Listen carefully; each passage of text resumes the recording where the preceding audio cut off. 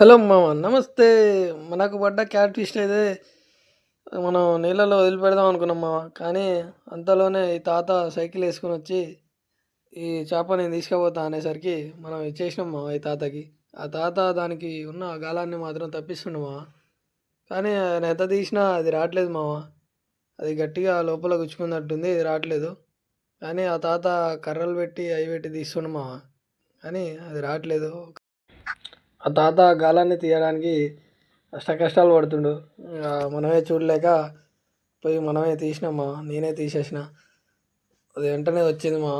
చూడండి తాత బస్ ఆగిన రెడీలో పెట్టుకుండు.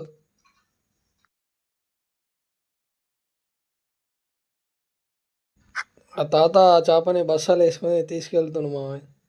ఈరోజు తాత పంట పండింది మా. ఈరోజు తాత ఇంటికి వెళ్ళి అమ్మమ్మతో ఇంత పెద్ద చేప పట్టుకొచ్చినా అని చెప్తాడేమో మా. ఈరోజు అమ్మమ్మ మనసు గెలుచుకుంటాడు మా తాత ఈరోజు. ఓకే మా, బాయ్.